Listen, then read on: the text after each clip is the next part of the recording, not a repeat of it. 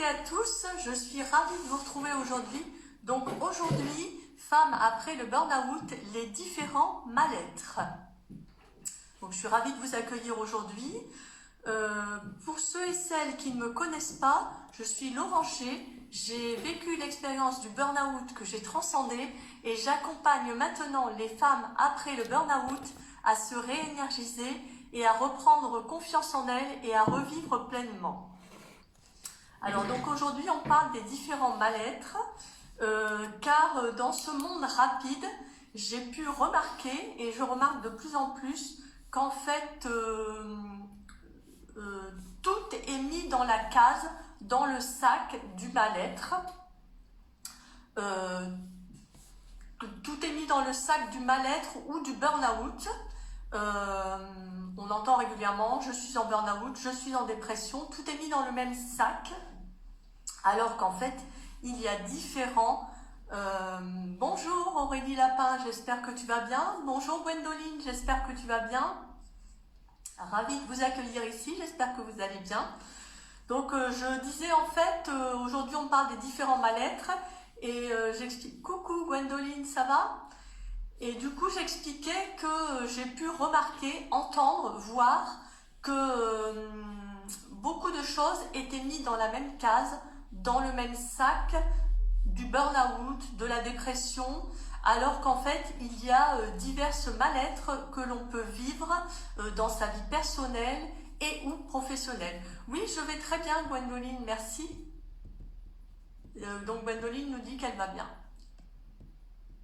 Et j'en suis donc ravie. Je vais très bien, merci. Le soleil essaye de réapparaître petit à petit après une soirée d'orage qui a bien claqué chez nous. Ah, bonjour Mélissa, comment vas-tu? J'espère que tu... Comment vas-tu, pardon? Je me répète. Voilà, donc les mal-être. Donc nous allons aborder ces différents mal-être que l'on peut vivre dans notre monde actuel. Tu vas bien, Mélissa?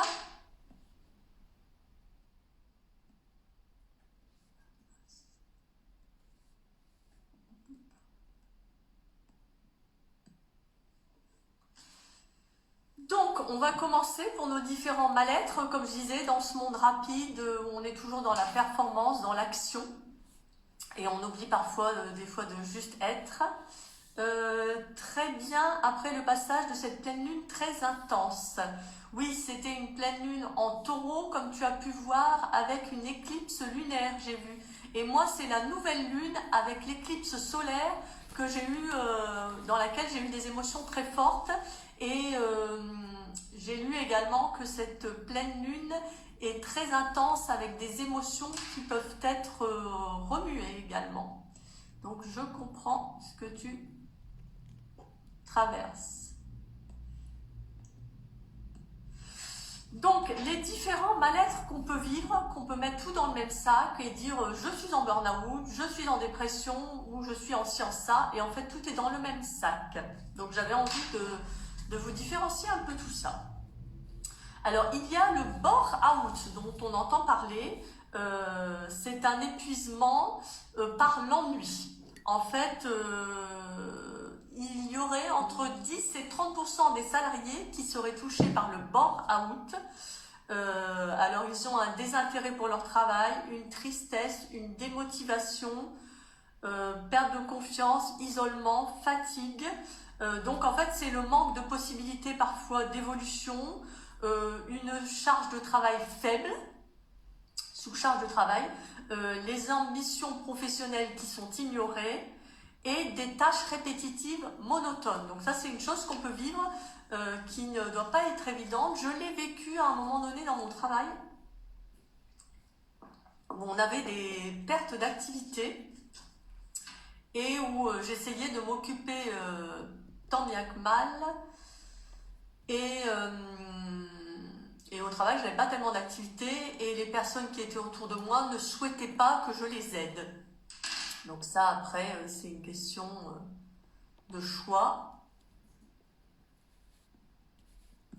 Ah oui, tu n'as pas le temps. Ah bah moi, j'ai pas le temps de m'ennuyer avec mon petit boss de 2 ans et demi. Eh oui, je comprends, Mélissa. Ça demande beaucoup d'attention. Mais bientôt, il va aller à la crèche, je crois, tu m'as dit. Alors ensuite, nous avons le burn-out. C'est la perte de sens au travail et ça concerne le salarié dont le travail est en opposition avec leur éthique personnelle. Ils sont parfois dans des structures de taille très importante, avec des organigrammes sans fin, où l'employé se sent comme perdu et a la sensation de ne pas jouer un véritable rôle, car il y a tellement de monde et on a l'impression de ne plus avoir de rôle. Donc on a une perte de motivation, de sens, et comme une apathie, on n'a plus de sentiments, d'émotions. C'est comme une crise existentielle qui crée de l'anxiété à la personne.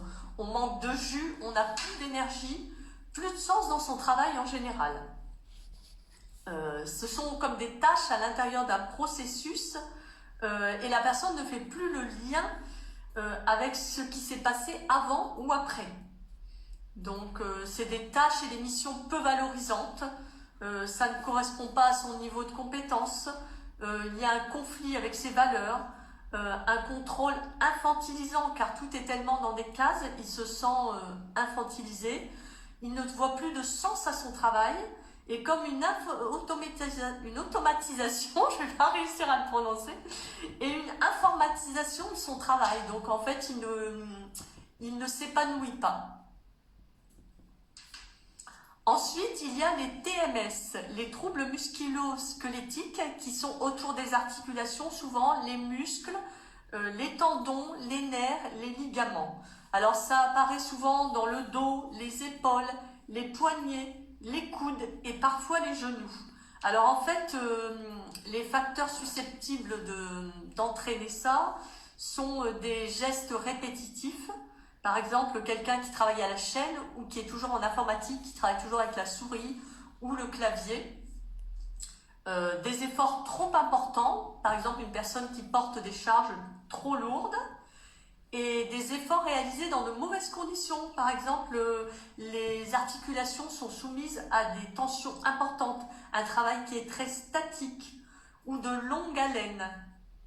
Alors moi je me rappelle par exemple, on avait une personne en informatique qui travaillait beaucoup avec la souris, ça lui avait entraîné une douleur dans l'épaule et à ce moment-là le médecin du travail avait été alerté par ça et avait cherché des solutions, donc il s'était documenté et il lui avait fourni un tapis de souris en gel pour soulager l'épaule et la main avec ce geste répétitif.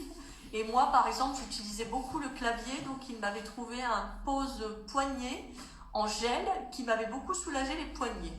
Donc parfois, dans les entreprises, il y a un travail sur l'ergonomie avec le médecin du travail ou un ergothérapeute.